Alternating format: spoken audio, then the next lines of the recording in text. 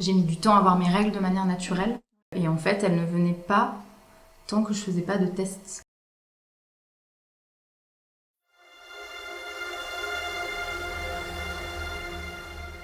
Les vulves, les seins, le sexe, les fesses, l'amour, le regard de l'autre, notre rapport au corps et à l'intime. Autant de sujets trop longtemps oubliés que l'on a envie de dévoiler avec vous. Bienvenue sur Pluriel Singulier, le podcast qui part à la rencontre de personnes du quotidien, prêtes à nous raconter leur expérience liée à un questionnement intime. Personnalités, amis, auteurs, autrices, voisins de métro, collègues, entrepreneurs, entrepreneuses, lovers. On écoute toutes les voix qui ont envie de nous partager leur histoire. Certaines font naturellement du bruit, d'autres sont plus discrètes. Mais chaque voix a ce quelque chose à apporter. Des envies, des peurs, des promesses, un savoir, des interrogations, une expertise. Alors, partons à leur rencontre.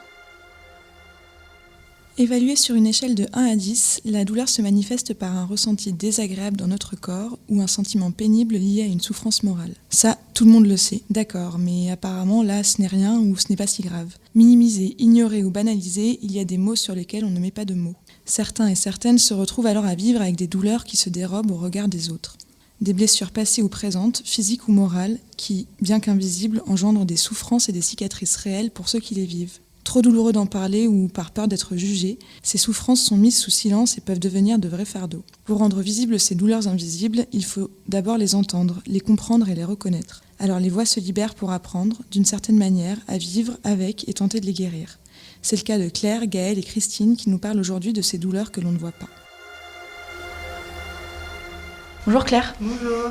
Tu es la fondatrice de Meuf Paris et tu es également l'autrice du même nom, Meuf, se libérer des injonctions et écrire sa propre histoire. On est très content de t'accueillir aujourd'hui. Merci beaucoup.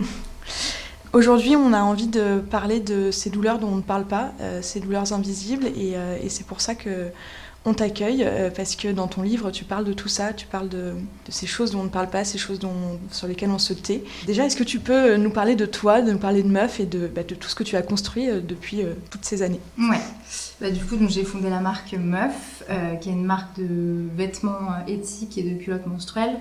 On fabrique tout en France, en coton bio ou à partir de vêtements déjà existants. Et voilà, l'idée de Meuf, c'est de donner du pouvoir aux femmes à travers les vêtements. Et on a construit vraiment une communauté autour de ça, où on parle de tous ces sujets qui peuvent être tabous et on essaye de détabouiser tous ces sujets-là, notamment dont je parle dans mon livre aussi, puisque l'idée du livre, c'était... la demande de la Rousse, c'était est-ce qu'on peut avoir Meuf en livre ? Ok. C'était un petit peu compliqué. Du coup, c'est une demande qui vient de la Rousse sur la création de ce livre. C'était une commande à la base, même si j'ai eu énormément de liberté pour l'écrire. Mais voilà, en tout cas, l'idée, c'était d'essayer de parler au maximum de tous les sujets qui peuvent toucher les femmes. Donc après, j'ai dû faire une sélection et donc j'ai choisi des sujets qui, moi, que j'avais vécu parce que voilà, il y a aussi tout plein de sujets dont je me sentais pas légitime, comme tout ce qui va être accouchement, postpartum et tout ça, parce que je l'ai pas vécu et je sais que c'est aussi plein de douleurs invisibles. Forcément. Et la ménopause et tout ça, mais je me disais ok, ça on en parlera peut-être dans le 2e tome, mais oui. Si tout ça m'arrive, bien sûr, bien que la ménopause ça m'arrivera forcément, oui, mais l'accouchement pas forcément, mais voilà, en tout cas l'idée c'était ça, quoi. Et dans ton livre tu nous expliques pourquoi Meuf, tu nous dis Meuf, c'est prendre les choses à l'envers, les regarder dans l'autre sens, les interroger, les redéfinir. Ça a vraiment été cette volonté que tu as eue de finalement inverser un petit peu le pouvoir au travers de Meuf. Complètement, oui, vu que c'est le verlan de femme, je trouvais que ça faisait sens avec la marque. Du coup, dans ton livre, comme tu le disais, tu as plusieurs chapitres qui sont toujours en lien avec ta vie.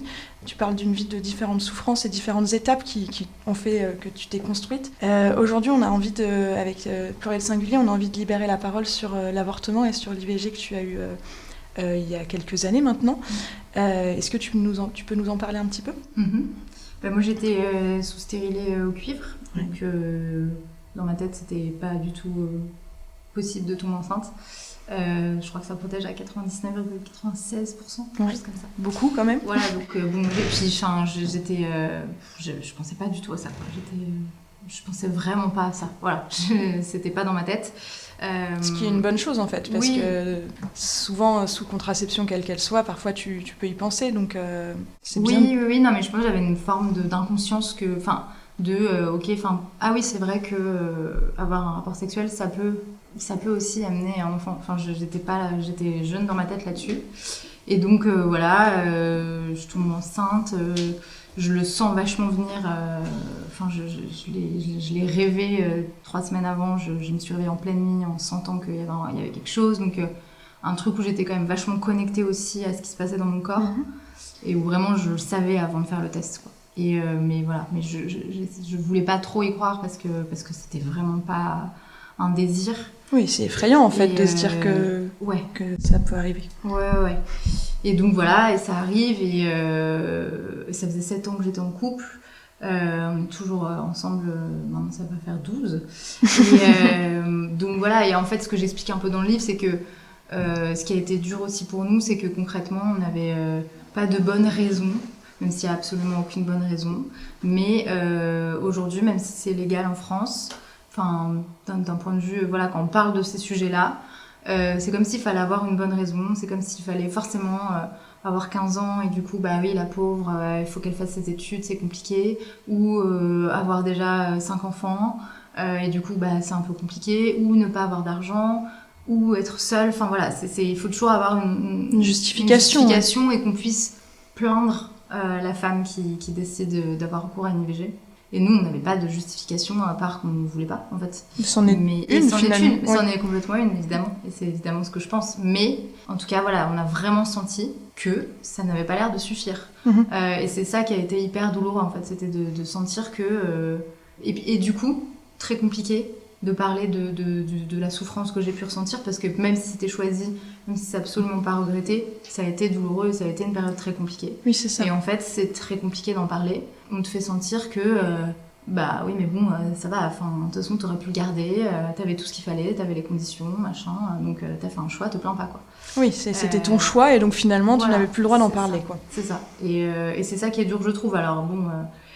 Là, en parlant de ça, je pense évidemment à ce droit qui est remis en cause aux États-Unis. Et je me dis, mais c'est un peu du luxe de se plaindre de ne pas pouvoir en parler. Mais en fait, je crois pas, parce que en fait, ça devrait être évidemment légal partout. Et on devrait pouvoir parler de ça comme on devrait pouvoir parler des fausses couches, et enfin, de tous ces sujets tabous et de tous ces...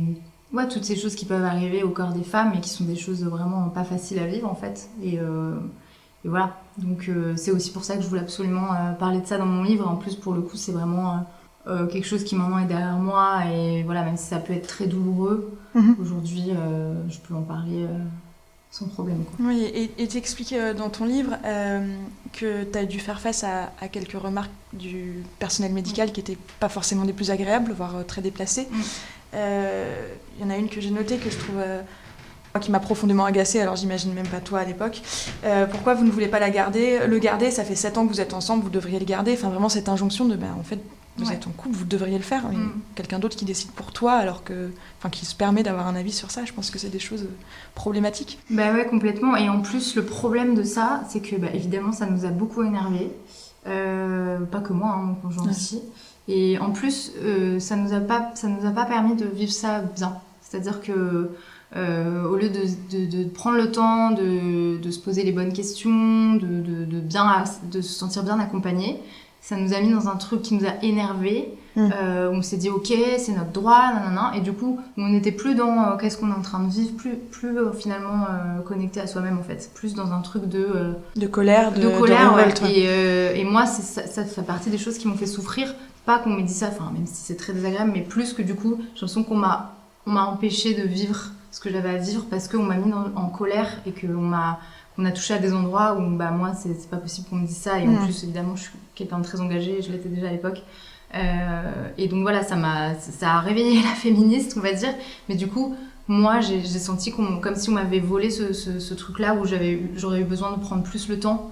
Voilà, je sais très bien que la décision aurait été la même, mais j'aurais aimé peut-être me poser un petit peu plus. Et je sais que ce genre de phrase, ça m'a mis dans quelque chose d'autre. Déclencher autre chose. Ouais. Voilà.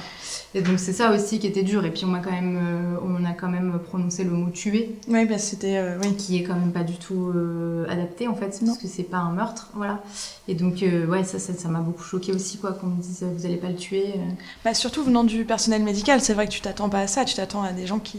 Enfin, t'as envie en tout cas de te dire que ce sont des gens qui vont te prendre soin de toi et pas juste juger, parce que là c'était une forme de jugement finalement. Complètement.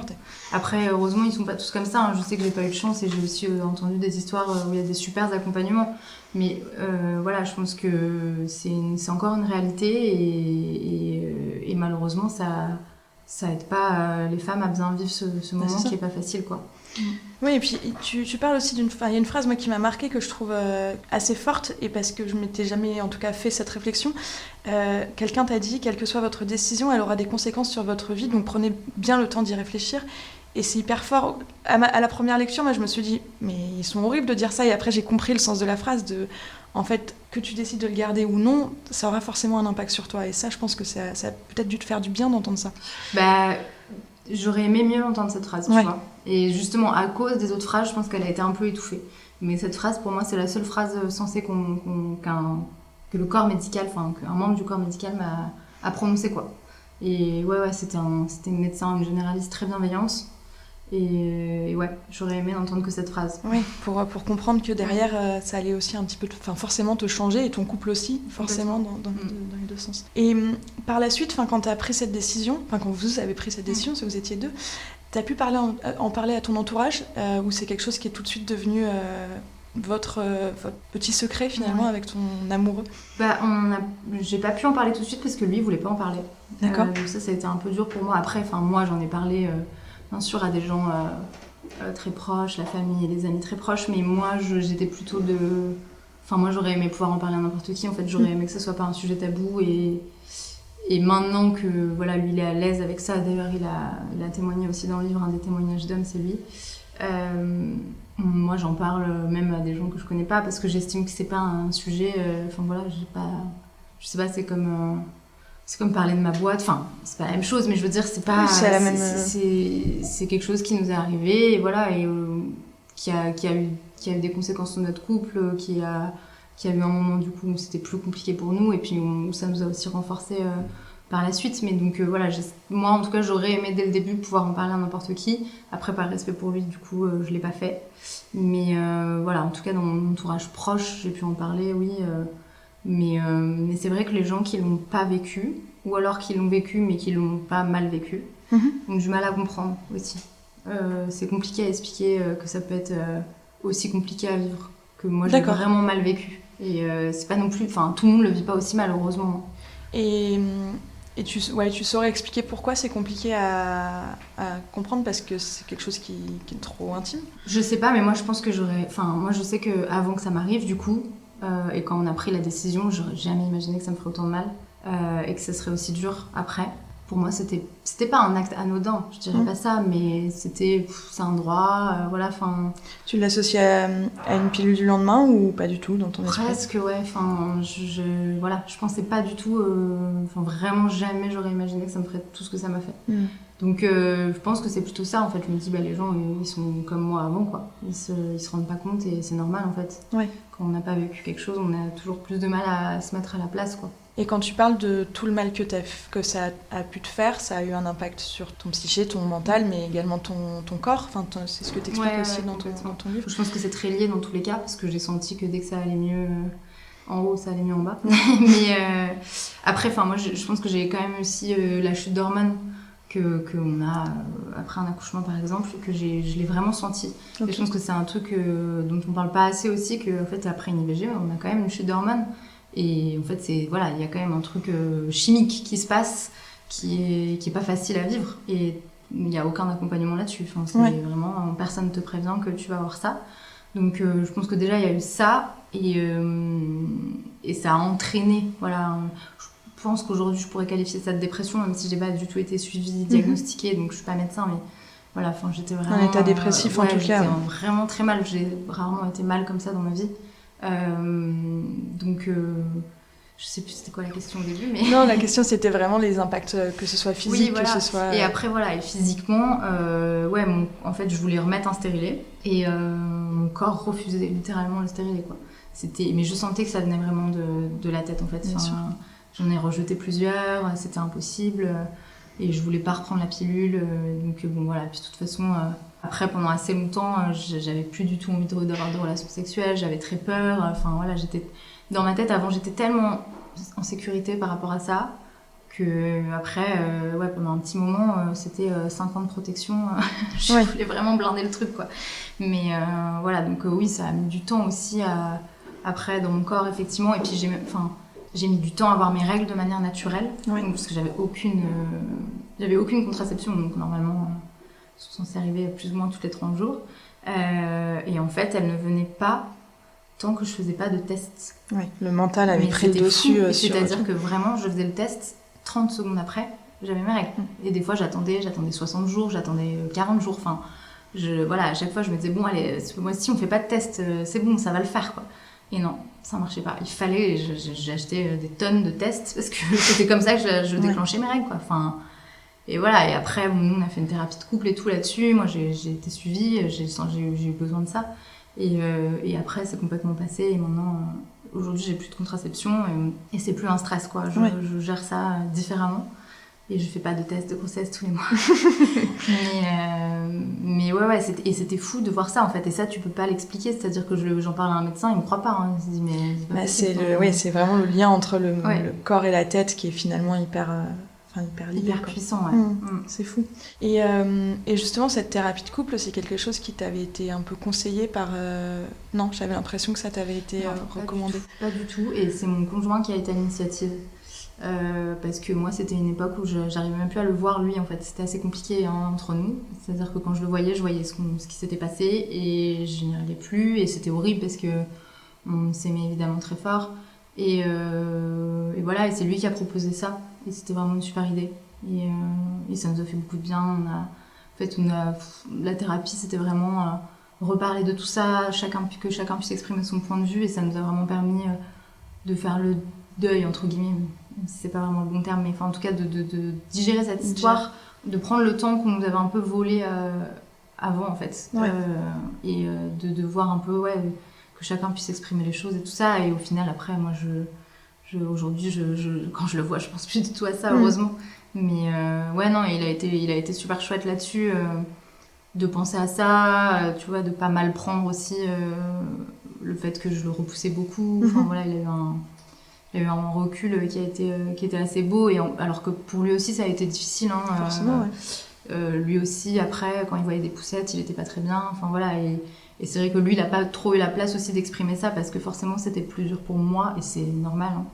Mais voilà, donc c'était une très bonne idée. Donc je le conseille, si c'est pas facile, faut pas hésiter à se faire aider sur tous ces sujets, et sur d'autres hein, d'ailleurs, quel que soit le problème, que ce soit seul ou en couple. Je pense qu'on n'a pas assez le réflexe, et en vrai, ça peut vraiment... Enfin, nous, ça a duré 3 mois et ça a vraiment changé des choses, quoi. Oui, on revient en fait toujours sur ce point de... Quand on parle pas d'un sujet, qu'on le rend tabou, ça devient une énorme montagne, alors que en parler, ça peut rester une colline, hein, bien sûr, mais ça, ça peut simplifier les choses, quoi. Complètement. Dans le livre, tu expliques que vous avez donné un nom de code à cet embryon. Vous l'appelez la clé USB. Je trouvais ça assez intéressant. Enfin, comment ça vous est venu ? C'est mon conjoint, il est un peu comme ça. Il aime bien inventer des noms à tout. Et non, mais c'était... parce qu'eux, ils nous disaient le truc tout le temps. Eux, c'est les médecins. Enfin, le machin. Le paquet, enfin, je sais plus ce qu'ils disaient, mais un truc... pas très... Enfin, on n'aimait pas. Et en même temps, c'est compliqué comment tu nommes ça. Et lui, il m'a dit, à un moment donné où j'avais un peu des doutes, où je me sentais pas bien et tout ça, il m'a dit, mais c'est juste une clé USB parce que c'est tout petit et il y a plein d'informations. Et c'est un peu ça, en fait. Oui, c'est vrai. Et voilà, c'est resté... je sais qu'il y a des gens que ça a choqué. Ah oui ? Ouais, mais... Et ils ont su t'expliquer pourquoi ils avaient trouvé ça choquant ? De déshumaniser un peu, mais en même temps, je pense que c'était aussi... c'était nécessaire, en fait, pour... Exactement. Je pense qu'on avait besoin de ça. Et voilà, donc c'était la petite clé USB. Ok, mais ça a permis aussi peut-être un peu de dédramatiser la chose et d'apporter un peu de douceur là où dans une épreuve qui n'était pas forcément évidente. T'aurais aimé qu'on te donne des conseils, que le corps médical te donne des conseils, ou des gens qui c'est arrivé te donnent des conseils? Ouais, j'aurais aimé qu'on me... Je sais pas si je les aurais écoutés, parce que Ouais. bon, c'est toujours pareil, mais en tout cas, je pense que j'aurais aimé qu'on me dise de prendre plus le temps, et aussi qu'on me donne le choix entre, parce qu'il y a deux possibilités, il y a médicamenteux et L'aspiration. aspiration, je sais pas si c'est le terme technique, mais Je suis pas bref, sûre. en gros, c'est à l'hôpital et c'est très différent, et moi, à choisir, j'aurais préféré faire ça en fait. Bon, alors peut-être c'est parce que j'ai fait l'autre et du Bien coup sûr. je me dis que c'est mieux, mais non, mais je trouve que médicamenteux ça peut être dur parce que tu vois tout en fait. Alors qu'à l'hôpital au moins, et puis il y a un côté médicamenteux, tu le fais chez toi, donc après chez toi c'est associé à tout ça aussi. Donc là pareil, mon conjoint a une super bonne idée, c'était de pas le faire chez nous, on l'a fait chez un ami, qui était notre meilleur ami. Enfin qui est toujours d'ailleurs, mais je sais pas pourquoi je parle de ça. Et du coup ça c'était cool de pas forcément associer chez nous à aussi ça, mais c'est vrai que du coup je pense que le faire à l'hôpital, voilà, il y a un côté c'est une intervention médicale et c'est à l'hôpital, c'est cadré, enfin il y a un côté un peu stressant je trouve à faire ça tout seul chez soi, on se sent un peu abandonné. Il y a quand même beaucoup de sang, ça peut, enfin voilà, on ne sait pas, ils disent si tu changes plus de toutes les heures machin, mais en fait c'est assez flou. Et du coup, ça développe des stress aussi de attends, est-ce que je suis pas en train d'avoir une hémorragie? Donc ouais, moi à choisir, enfin j'aurais aimé qu'on me laisse le choix, et c'est vrai qu'ils laissent pas le choix en fait, ça dépend de combien de semaines. Moi ça faisait très peu de temps, j'étais 5 je crois, donc c'est assez court, et du coup ils te laissent pas le choix en fait. Ouais. Et ça je pense que ça serait bien d'avoir le choix. Et ouais, de prendre plus le temps avant de poser les choses en fait, de poser le pourquoi on fait ça. De poser sur un papier, enfin de vraiment l'écrire quelque part, je pense que ça m'aurait fait du bien. Et je pense que ce serait bien qu'il y ait un accompagnement psy automatique. Il y a une séance qui est prise en charge, qui fait partie du package. Mais moi, quand je l'ai faite, j'en parle dans le livre, c'était à l'hôpital, entre la salle d'accouchement et la salle des gens qui n'arrivent pas à avoir d'enfants. Et elle m'a fait vachement culpabiliser en fait, en disant mais regarde, tu te plains, à droite ils n'arrivent pas à avoir d'enfants, enfin horrible en fait. Bah oui, c'est ça. Ouais. Donc voilà, enfin un vrai accompagnement, je pense qu'avec des gens vraiment spécialisés, et d'ailleurs je pense que pour tous ces sujets qui concernent les femmes, il faudrait quand même des lieux dédiés avec des gens formés à ça. J'en discutais il y a pas longtemps avec une copine qui a fait médecine, et c'est vrai que sur tout ce qui est le côté psy, en fait, ils ont aucun cours, quoi. Là, même pour annoncer la mort de quelqu'un, par exemple, personne leur apprend à le faire. Oui, c'est vas-y sur le tard. En fait, c'est ça. Et donc, forcément, selon la sensibilité de chacun et chacune, ça donne des situations qui peuvent faire beaucoup de mal aux gens, en fait. Et donc, je pense que ça serait pas mal aussi. J'ai l'impression que je fais des mesures présidentielles. Mais non, ce serait pas mal de plus former les médecins en fait sur tous ces sujets, ou alors qu'il y ait des centres spéciaux pour ces sujets-là, quoi. Oui, et puis d'en avoir en prenant conscience de justement tout ce droit que certains États essaient d'enlever, ou dans certains États où tu ne l'as pas. Nous, en France, c'est censé, on prend ça comme une évidence, c'est normal de pouvoir avorter, et donc peut-être de se dire que c'est normal, ça l'a presque banalisé dans l'action en elle-même que ça peut être, et c'est peut-être ça aussi qui a rendu la non-appréhension que tu as eue en y allant, et donc derrière, pas forcément avoir pu prendre le temps de comprendre tout ce qui se passait, quoi, tout ça. Oui, je pense qu'effectivement, pour que le droit soit acquis, on a dû dire non, mais c'est un acte banal. Et maintenant, il faut dire on a ce droit, après, c'est pas un acte banal pour autant. Et ça veut pas dire que qui que ce soit n'y a pas le droit ou qu'il y a des conditions. Ça veut juste dire que c'est pas anodin et c'est bien de le savoir, quoi. Ouais. Oui, ça a un impact sur ton corps. Et d'ailleurs, dans ton livre, tu expliques que tes premières règles après cette IVG, c'est pas du tout le même rapport que tu avais à ton corps, et c'était pas du tout les mêmes règles. Ouais, même plein de choses après, non plus le même rapport, mais oui, les règles d'après, c'est particulier, ouais. On prend conscience de beaucoup plus profondément de ce que c'est que son cycle, en fait, de tout ce que ça symbolise, quoi. De manière générale, dans ton livre, en tout cas la sensation que j'en ai eue, c'est que tu expliques que toutes les souffrances qu'on peut avoir en tant que femme, on n'a pas le droit d'en parler. Il y a cette idée d'en parler, c'est pas bien, il vaut mieux se taire, c'est plutôt gênant. et ça, t'en parles sur les violences sexuelles que tu as pu avoir, sur ton avortement, t'en parles aussi sur les règles qu'on a au quotidien, toutes les injonctions qu'on peut avoir. Pourquoi on n'a pas le droit d'en parler selon toi ? Parce que ça concerne les femmes. Ouais. Non, je pense que c'est des sujets. En vrai, c'est des sujets qui concernent que les femmes. Et je pense que c'est en rapport avec la place que les femmes ont dans la société, en fait. Clairement, si c'était les hommes qui tombaient enceintes, l'avortement, on en parlerait beaucoup plus facilement, j'en suis sûre. Et si c'est eux qui avaient leurs règles aussi, quoi. Donc je pense que c'est vraiment parce que ça arrive aux femmes, en fait. Mm-hmm. Et après, je pense que tout ce qui est... je pense que ça dépend des sujets, mais tu vois, sur tout ce qui est violence sexuelle, je pense que c'est vraiment un truc qui est dans notre société. C'est la culture du viol, quoi, qui est vraiment... qui est partout, qui est partout. En ce moment, il y a plein d'affaires qui tombent, et voilà, c'est désolant de voir à quel point c'est dans tous les milieux, tout le temps, que personne n'y échappe. Et je pense que c'est beaucoup plus gros que ce qu'on voit. On voit vraiment que la partie émergée de l'iceberg. Et voilà, on est dans un monde qui a été beaucoup dirigé par des hommes, qui l'est un peu moins, mais qui reste dirigé par des hommes. Bien sûr. Et donc, voilà, je pense qu'il y a des choses qui sont actées comme étant normales. Et qu'il y a un énorme travail à faire là-dessus, quoi. Ouais, clairement. Justement, avec toutes les manifestations qu'il y a pu avoir pour maintenir l'avortement, pour qu'on puisse toujours avoir ce droit, il y a énormément de médias et énormément de comptes féministes que je peux suivre qui ont mis en avant la nécessité pour les hommes de parler de l'avortement, parce qu'en fait, ça a aussi simplifié leur vie à eux. T'as l'air d'avoir un conjoint qui est très au fait de tout ça et qui en parle.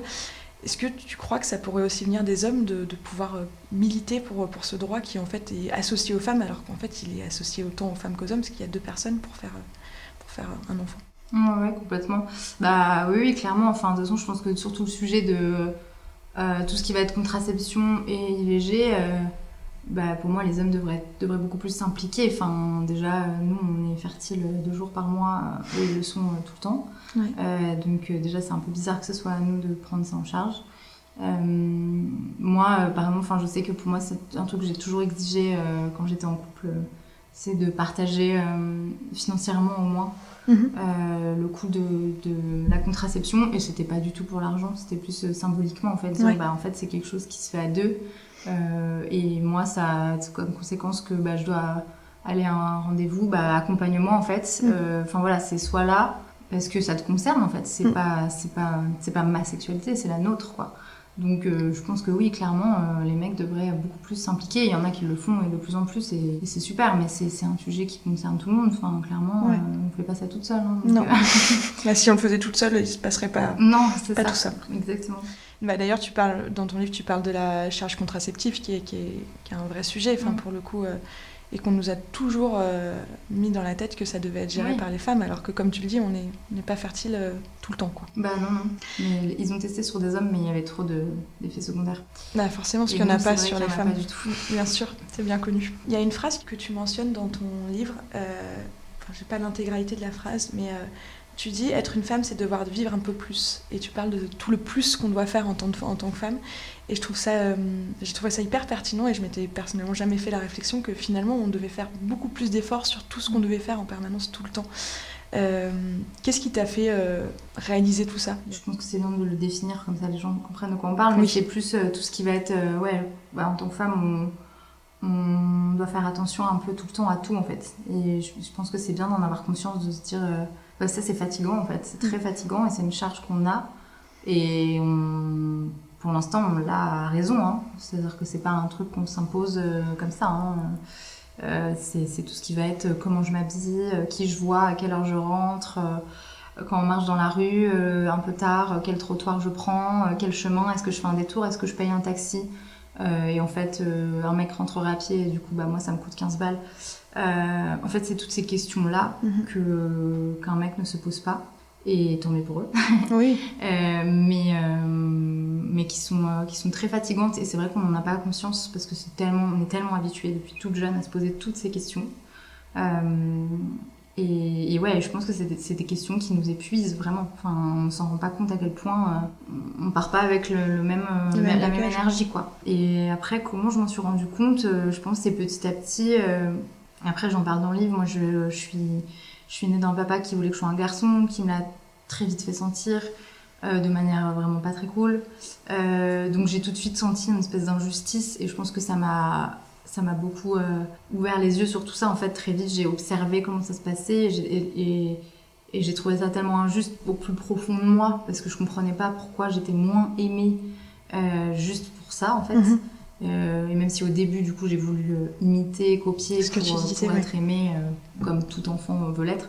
Après, ça a très vite provoqué chez moi un sentiment d'injustice et de colère, en fait, et de remise en question de beaucoup de choses. Et je pense que c'est ça, et moi c'est ce que j'essaye de transmettre, en fait, c'est bien de remettre en question et de choisir, mais en toute conscience, ce qu'on a envie de faire et de pas faire. Parce qu'il n'y a pas de règle pour être une femme. Bien sûr. Et être une femme féministe, ça veut pas dire ne pas faire d'enfants, ne pas se maquiller, ne pas s'épiler, etc.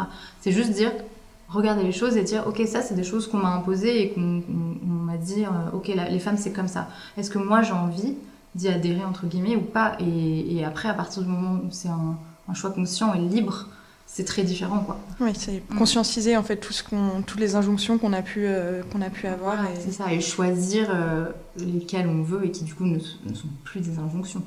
Si c'est choisi, a priori ça va. Comme je te disais, il y a une question qu'on pose à tout le monde dans le podcast. C'est quoi pour toi l'intimité ? Pour moi, l'intimité, je pense que c'est quelque chose, c'est un peu notre jardin secret. C'est quelque chose de précieux qu'on décide de partager ou pas avec certaines personnes, mais ouais, qui est en tout cas un espace où on se sent en sécurité et où on peut être totalement soi-même. Ok, trop bien. Bah merci beaucoup merci à vous. Tout cet échange. Trop chouette. Plaisir.